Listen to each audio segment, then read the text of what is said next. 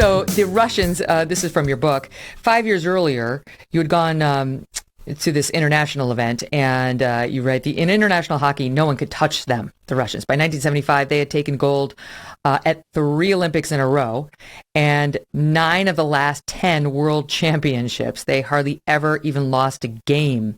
At that tournament, we, the Americans, played 10 games and lost every single one. The United States was a long way from being a serious contender in international hockey. So you get to Lake Placid 5 years later on the Olympic team this time, and the Russians hadn't lost a game at the Olympics in 12 years. No U.S. team had won against the Soviets since 1960 at the Olympics, 20 years earlier. And the Boston Globe was saying, quote, nobody's going to touch the Russians. All the press was writing, no, maybe they could get the bronze, the U.S. It's possible we could get the bronze. Or maybe if like God shines on them, possibly a silver. But like the outside world was not looking at our guys as possible gold medal contenders, hence the relative yawn when you guys were playing. But you were having a very different experience. And talk to us, because this is where sort of the outside world versus your own mentality come in. Like, America wasn't doing so well in 1980, and the mood wasn't very positive or sunny, and we weren't feeling very patriotic. And you guys, I don't want to say you had the weight of the world on you, because that's not the way Herb set it up for you. That's not the way you set it up for yourselves. So there's a bit of not a clash, but maybe just a contrast in the country versus your own individual mindsets. You know, to us, it was a hockey game. An opportunity to win a game and get to the medal game, get to the gold medal game. Clearly, we found out later that it was much more than a hockey game. It was far bigger to a lot of people. For the hockey fan, it was a hockey game. But for people in this country, and we found out later, it was, you know, we needed something to feel good about as a country. Like the hostages had been taken. Soviets had invaded Afghanistan, the gas lines, inflation. You know, and I've said this before, kind of like what we're dealing with today, but I think it's a little worse now than it was in 1979 and 1980. And along we come. A bunch of, as Herb called us, lunch pail, hard hat group of guys. But I think people related to our team. They saw where we came from. They saw our backgrounds. Like I said to you earlier, Megyn, we came from working class families. What makes this country so great is the people like our parents and what they taught us, and the values and the work ethic that our team had. People saw that and they related to that. I remember somebody did a story after we were the boy next door. We were the kid next door who you saw out in the street playing, you know, street hockey. And we were the kid next door that all of a sudden you look at and saw, wow, he's on the Olympic team playing, you know, for the United States. That's the kid that lives across the street from me. And I think people saw that in us. They saw that work ethic. They saw that, you know, we love America type of a hockey team. And we did. We took great pride in putting that jersey on that says USA across the front. I think people saw that and related to that. And then by winning, it just skyrocketed. You know, I can't tell you how many times people come up to me today and they'll say exactly this. I remember where I was when we won. And I go, I didn't know you were on the team. Mm-hmm. But that's what people felt like. They felt like they were a part of us. And people were proud to wave the flag after we won. And prior to that, people were wondering, where are we headed? Where is this country going? And I think Jimmy Carter even said it. He says, we're a country that's, you know, headed in the wrong direction. And we need something to feel good about. And it was us. And people felt that way. I remember we would get telegrams and we would put them up on the wall in the locker room. It was a great way to spend the day sometimes. You'd sit in your locker on your stall there and open up telegrams and read them and put them up on the wall. And I remember we got, I think I can say this in the air, but we got a telegram from a lady in Texas, and all it said was, beat those commie bastards. It had nothing to do with a hockey game, but people in this country were looking for something, and clearly the Soviets, the threat of a Cold War, what was happening between the two countries, again, like we're talking today, and it happened to be us.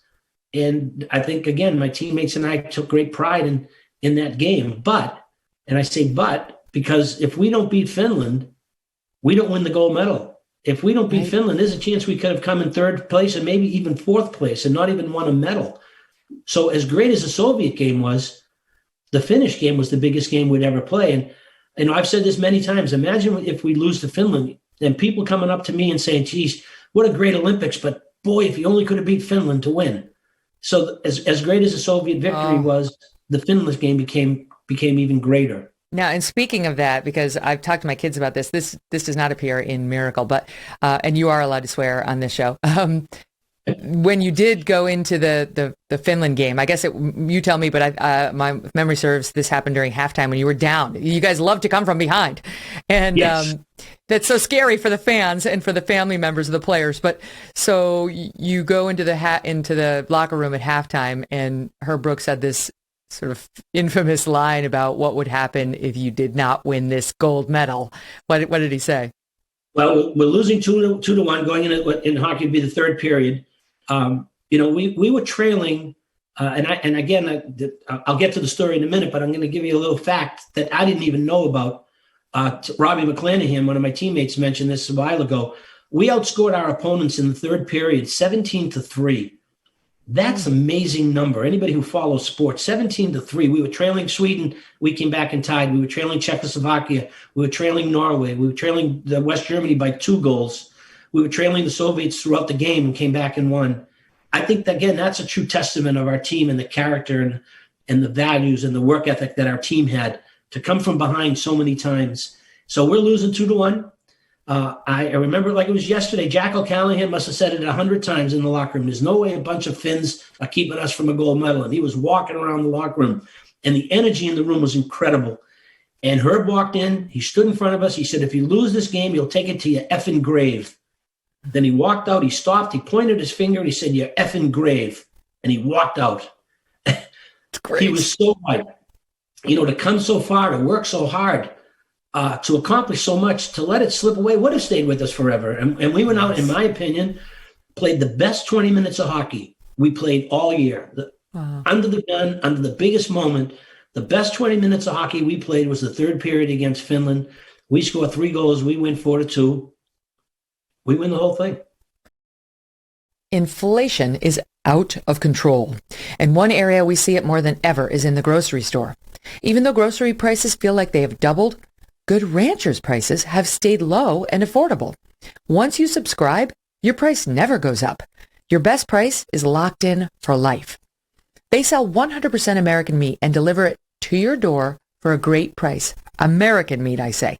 See, the problem is 85% of the grass-fed beef in stores and online is imported, and who knows from where.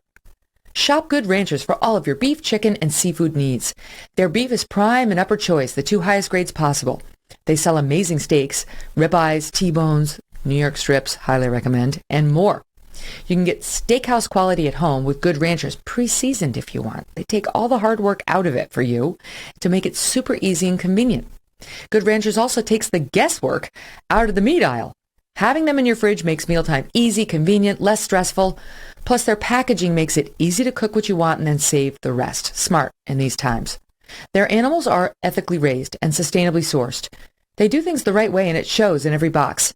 Just go to goodranchers.com/Megyn, Megyn, for $30 off and free express shipping so you can start enjoying it at once. That's goodranchers.com/Megyn. Good Ranchers, American meat delivered. And if you don't buy the meat in your house, please tell the person who does to check out Good Ranchers. Hey, thanks so much for watching. If you like what you just saw, hit the subscribe button for more clips and full episodes.